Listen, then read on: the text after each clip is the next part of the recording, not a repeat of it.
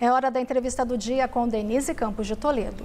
E nós vamos falar agora sobre as pesquisas eleitorais e possíveis efeitos das campanhas. Eu converso com o cientista político Rubens Figueiredo, que é colaborador do Espaço Democrático. Rubens, boa noite. Boa noite, Denise. Bom, nós temos acompanhado aí as últimas pesquisas que mostram uma diminuição da distância entre Bolsonaro e Lula. Não é? Os dois que polarizam ainda as pesquisas com uma distância muito grande dos demais candidatos. Eu queria saber a que você atribui essa diminuição da distância e se ela pode continuar nessa trajetória até o primeiro turno. Olha, Denise, a gente tem uma conjugação de fatores. Primeiro, o presidente Bolsonaro tem uma exposição maior do que o ex-presidente Lula. Esse é um ponto. O segundo ponto é que existe na sociedade uma sensação. As pessoas acham que a economia está melhorando e quando a gente analisa as pesquisas, o eleitor responde em larga medida que a vida dele pessoal também vai melhorar. Então, existe um certo otimismo quanto à economia. Você teve deflação no mês passado, o desemprego diminuiu, arrefeceu um pouco o desemprego. Então, essa sensação de que a economia está melhorando ajuda aquele que está no cargo. Então, esses fatores podem contribuir. E o Auxílio Brasil que começa a ser distribuído agora. Esses fatores devem fazer com que o Bolsonaro cresça um pouco, na minha avaliação, e a eleição seja decidida no segundo turno. Outro ponto importante é que o nosso primeiro turno é quase um segundo turno. Nas eleições passadas, você tinha candidato com 10, 11, em terceiro e quarto lugar. Agora, o terceiro colocado tem 6. Então, é quase uma eleição de segundo turno no primeiro.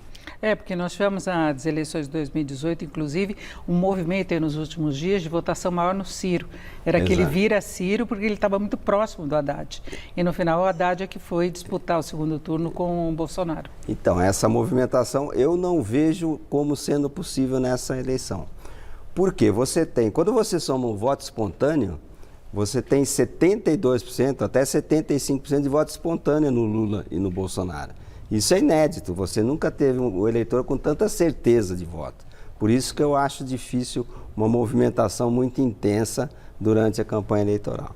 Agora, as equipes dos vários candidatos estão postando muito no início agora da campanha em rádio e TV. Começa amanhã. Não é? É uma campanha relativamente curta, até as eleições no começo de outubro, mas eles acham que os candidatos podem ficar mais conhecidos, apresentar melhor as propostas. Temos debates ainda que não se tem certeza se Lula e Bolsonaro vão participar, mas de qualquer modo, sabatinas, uma exposição maior. Você acha que isso pode alterar esse quadro que você mostrou, tão distante do que seriam os candidatos de terceira via? Olha, Denise, eu acho que essa campanha vai ser um pouco monótona. Por que eu falo isso? Primeiro, você não tem uma diferença brutal de tempo entre os candidatos. Está tudo ali, 3, 2 e pouco, 2 e pouco. Então, vai ser uma campanha equilibrada no tempo. Segundo, os candidatos são hiper conhecidos. Quer dizer, o Lula é o Lula e o Bolsonaro nunca falou que era diferente daquilo que ele era. Ele faz questão de mostrar aquilo que ele é. Qual denúncia que pode fazer o Lula ter uma queda expressiva nas pesquisas? Não existe, ele ficou preso mais de 400 dias. Então, não existe uma denúncia que possa fazer uma variação muito grande de intenção de voto no Lula. E o Bolsonaro também, sobejamente conhecido, o seu estilo. A campanha eleitoral na televisão, ela provoca mudanças significativas se você tem algum ponto que é desconhecido. Por exemplo, quando a Dilma entrou, a população, o eleitorado mais humilde não sabia que ela era a candidata do Lula.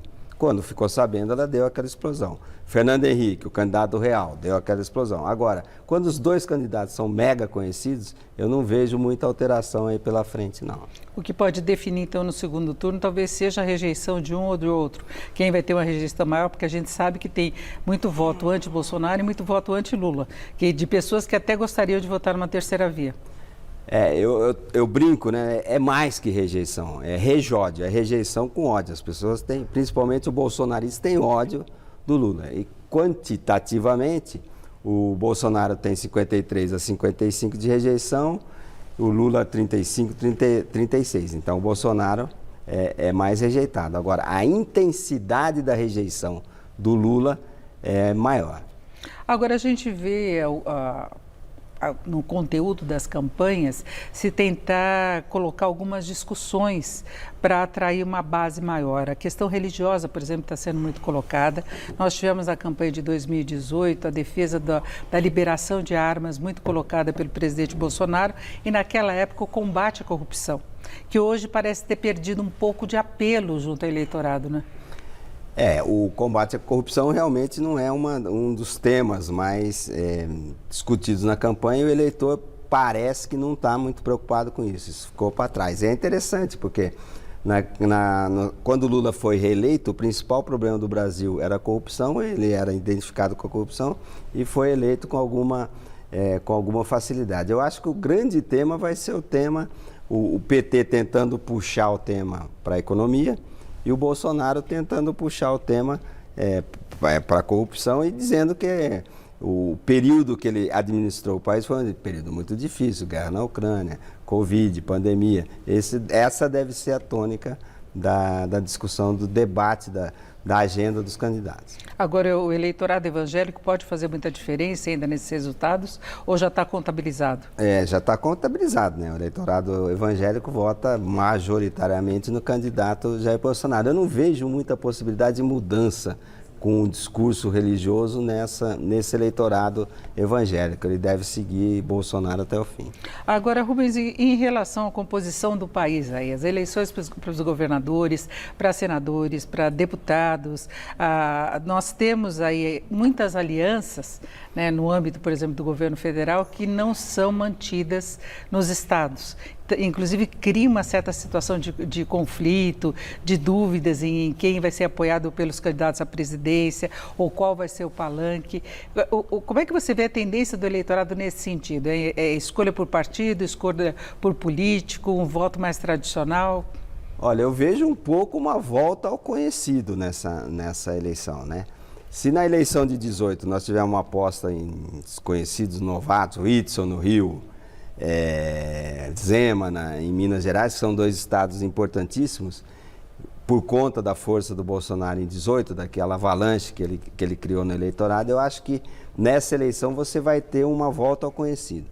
E o Bolsonaro, que é um player importantíssimo na campanha, tem pouca intensidade de filiação partidária. Ele não é um homem de partido. E essa falta de sintonia com o partido, ele entrou para o partido PL recentemente, faz com que você dê uma certa folga para que outros partidos se acomodem.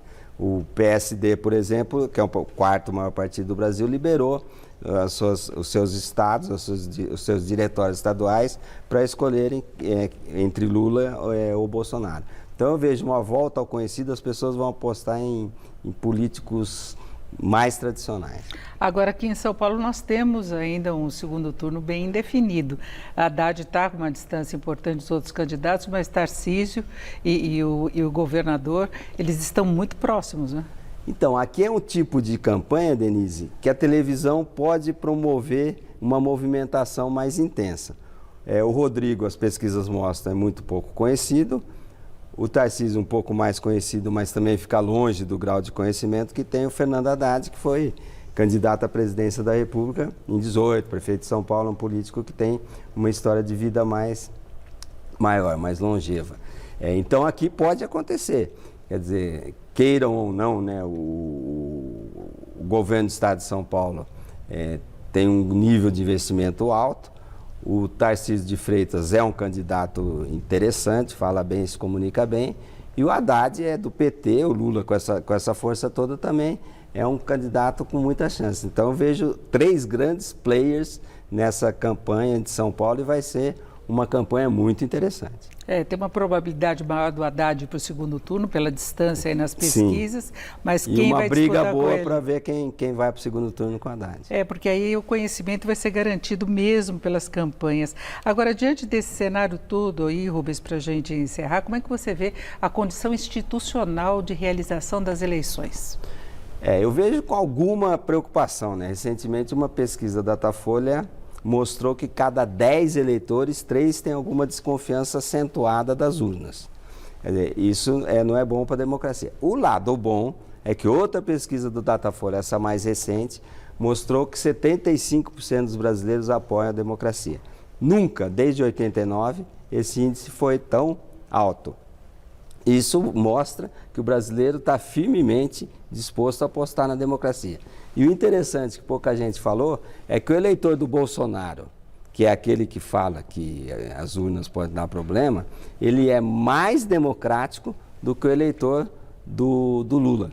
77% dos bolsonaristas apoiam a democracia sem restrição e 74% dos lulistas. Isso é muito interessante.